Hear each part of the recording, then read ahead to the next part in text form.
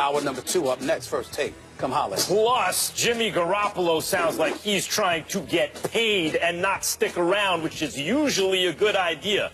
Maybe not this time. First Take, hour number 2, right now. That's true. 3 takes, not me.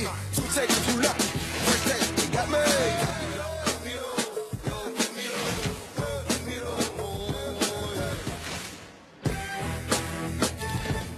All right, so after coming off a franchise worst 17-65 season and missing the playoffs for 3 straight seasons, the longest postseason drought in franchise history, Jeannie Buss finally made the move that fans have been clamoring for, firing her brother Jim Buss as Executive Vice President of Basketball Operations and also releasing longtime GM Mitch Kupchak, who's been with the team for 30 years. After the firing, she did the hiring of one Magic Johnson, who is now the Lakers President of Basketball Operations. Just last week, he paid a visit to good old Bristol and talked about bringing big names back to the Lake Show. Guys are going to want to come play. No, because I know business. I know how to win. And I'm going to tell you something about the Lakers that's different from any other organization. You put that purple and gold on. Right now, we're third. Yep. Third worst. No, third in when you talk about sports paraphernalia, T-shirts and all of that. Still, right? Can't buy a win, still third, yeah. Still third, that's right? impressive, yeah. When you think about that brand, it's a worldwide brand. It sure is, Stephen A., but we know the city of L.A. also likes winners. So how long before Magic gets the Lakers in championship form? You know what? I'm going to give it about 3 years because I think they're going to be a bevy of free agents who are available who will strongly consider coming to play for the Los Angeles Lakers. And I think that the difference between Magic Johnson and a lot of these other teams is that he's going to get one of these players. He's going to get a star to sign on to resurrect Lakers lore. That's what he's after. That's what he'll look to do. Magic Johnson wants, he sits there and talks about it's not Showtime, but he's only talking about the culture in terms of the culture that exists today compared to what it was. But understand, Magic understands that Los Angeles expects a show. It matters to Lakers Nation. It's not just about winning. It's about having the kind of athletes that can give you a show.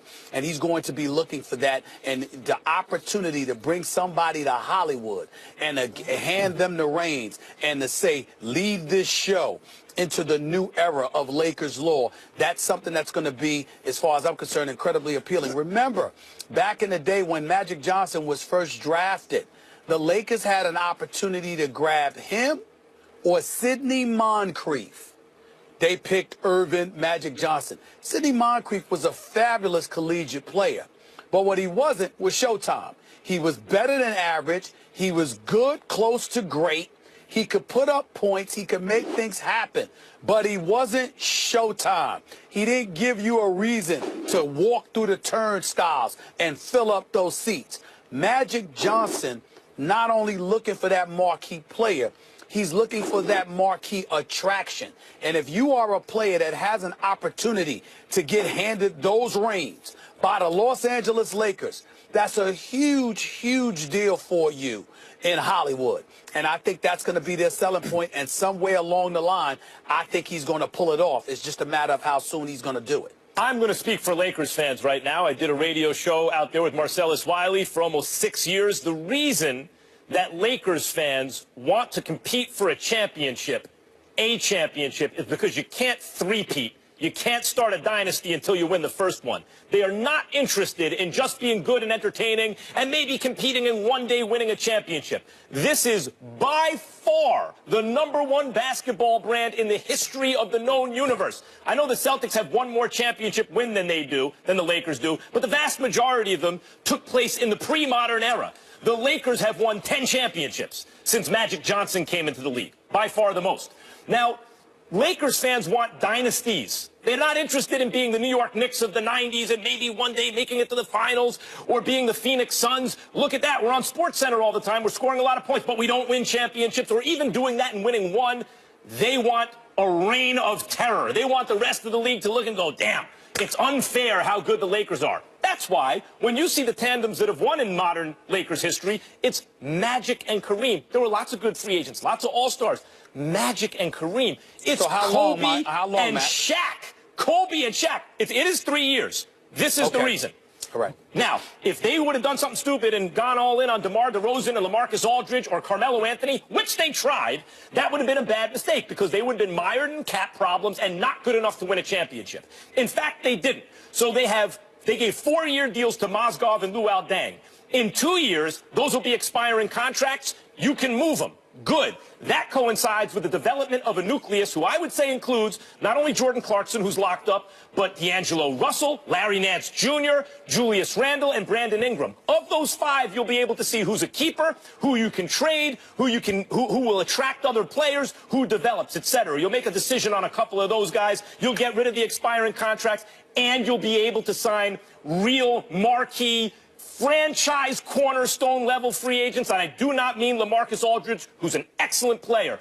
I mean Magic Johnson, Kareem Abdul-Jabbar, Kobe Bryant, Shaquille O'Neal. I'm talking about the prime-time best players in the world. It is, and that's if everything goes right, Stephen A. That means they got to stink the rest of the year, keep their top 3 pick this year, their first rounder in 2019, decide right on every young player they have, clear the decks of the bad contracts, and convince the marquee free agents to come along. Now, that's a lot. Magic can do it. Magic and Genie can absolutely get it done. But even Dr. Jerry Buss, the late, greatest owner in the history of American team sports, will tell you, you need to take risks, you need to get a little lucky, you need to be really smart. They need all those things, and then maybe in 3 years can they not only contend for a championship, but set themselves up going forward to reestablish the Lakers at their rightful position, #1 in the basketball universe. You've made it far too complicated. You say 3 years. I say 3 years because I think that's what it's going to take for you to attract that free agent that you want, who's also box office. But monetarily speaking, one of the things that you've forgotten to mention is the fact that the new TV money, the elevation of the salary cap, those obviously gives you additional flexibility that you don't have to wait 3 years down the line for. The cap went up significantly this summer. It's going up again this coming summer. The Los Angeles Lakers are committed to just $80 million next season, $47 million a year after that. That's less than 3 years. That's number one. Number two, and more importantly, even though you've got that money, and that, again, is very, very paramount, the key is being able to attract an individual because your franchise has been resurrected in the eyes of Joe Public in terms of having the credibility that it needs. You can dissect it all you want to, but in the end, all it takes is the arrival of one willing to establish the mantle, and then all of a sudden everything else falls in place. When LeBron James decided to go to Miami, dudes were willing to follow and take less. When he went to Cleveland, dudes were willing to follow and take less. You didn't have to do that in Golden State, but Golden State is elevating itself to a point where you may have individuals like the David West of the world who's willing to go there and take less just because he wants a legitimate shot at a ring. Those kind of things can potentially happen if one person is willing to show up and carry the mantle. I think that's what this comes down to. Well, I want to continue this conversation because when Magic was in town, we also asked him if he was in charge, which he is. Would you want Kobe Bryant involved? And Magic said this. First call I'll make if I'm in charge, Kobe Bryant.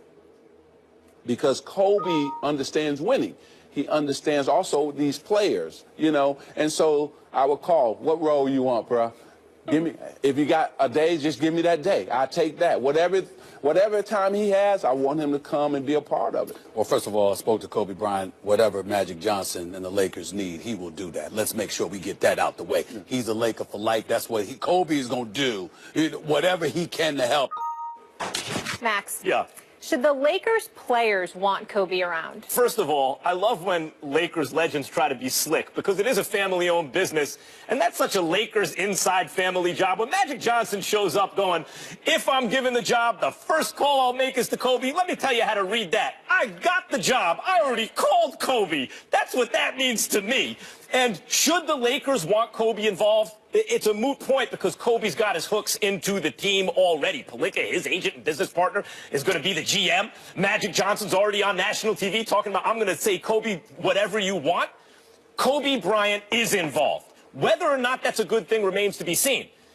In this iteration of the team, with these players, in this version of the team, maybe not, because he already played with them to the detriment of their winning, although it helped their draft position. But the fact is, going forward, it will not be this iteration of the team. It will be something else. And then the question becomes, Kobe, now that he's not on the floor taking all the shots as a diminished version of himself, is he seen by other stars around the league as something that they want to be around? Let me learn that next level intensity from this guy.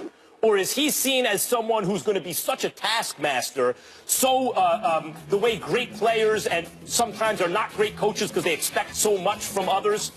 Is he going to be like that and demoralize them?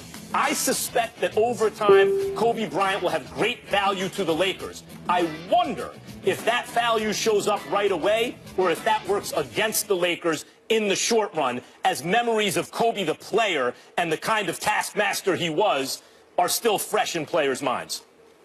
Once again, far more complicated than necessary. If Kobe Bryant, if you are a player and you want to be great, you want Kobe Bryant around. If you're not committed to greatness, he's the last person you want to be around. You do not want to be around this man if you are happy getting a check and showing up to work, doing your job and going home. He ain't the guy for you, right? If you ain't putting in the extra work, if you are not committed to greatness, if you are not willing to make the necessary sacrifices, you don't want to be around Kobe. You don't want to be around Kobe. And by the way, I'm a witness to this. You don't want to be around Kobe no matter what you're doing if you ain't trying to be great at what you do. He just doesn't have any respect for you. He doesn't have any respect for anybody that's not trying to establish themselves at elite in whatever their chosen profession is. He's got a problem with you. That's his M.O. But Stephen A., so did Magic. How he's built. So did Magic, but Magic has the following ability, which is why I think it's very good. He's president of basketball operations, or potentially very good. We'll see how he does.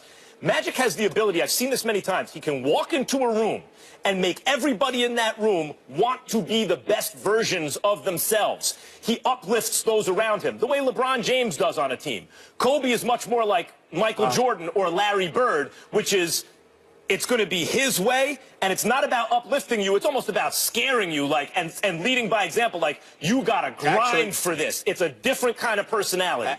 Actually, Kobe is not like Michael Jordan. And the reason why he's not like Michael Jordan is that Michael Jordan commanded more respect than resentment. Michael didn't care whether you resented him or not, but that was because Michael was more personable. And you were supposed to understand what he was about, while at the same time he was personable, and you got to ultimately be held accountable for what you do and you don't do. Kobe is different. Even though Michael Jordan was that way as a competitor himself, Kobe is damn near animalistic in regards to everything that involves his time and his energy. He's not that guy. Michael could step back and relax on certain issues, in certain ways, on certain things. That ain't Kobe. Michael Jordan threw a fabulous party during NBA All-Star Weekend, flew in just for the party, and then left the next morning. You don't find Kobe. Kobe didn't have to be here. Kobe ain't going to be here. Kobe don't want to mingle. Kobe ain't that dude. Kobe is all about whatever. He literally epitomizes what my pastor, A.R. Bernard, at Christian Cultural Center in Brooklyn, New York, always says about men. Mission-minded. That's what Kobe is. Everything is a mission. Everything. And we'll see how he ain't about the mission. We'll see how he is in the front office, but I was in D.C. with Michael Jordan's last year with the Wizards. He demoralized that team in the locker room, and I saw it. And Michael Jordan's the greatest player who ever lived. And Kobe Bryant is almost an exact replica of Michael Jordan on the court. He's as close to Jordan as you can get. On the court. And I also saw him demoralize a Lakers team the last couple of years of his team. I mean, like, these are the greatest players ever, but they expect from others the kind of work they put in. And you're right, Stephen A., that's not for everybody. It'll separate the men from the boys, but it also may dissuade some players who just have a different kind of personality, the way they want to go about their business, maybe from joining the Lakers, at least in the short run. It's going to be interesting to see. We'll leave it there. Coming up, Jimmy G said he'd love to be out on the field playing, but as it stands, he's still a Patriot. Should he demand a trade so he can get out there? And up next, Steve Kerr is refusing to follow many people's advice and stick to sports. Is his readiness to unleash on politics a bad thing? Hey, this is Shaquille O'Neal, the one who taught Stephen A. Smith everything he knows, and you're watching First Take.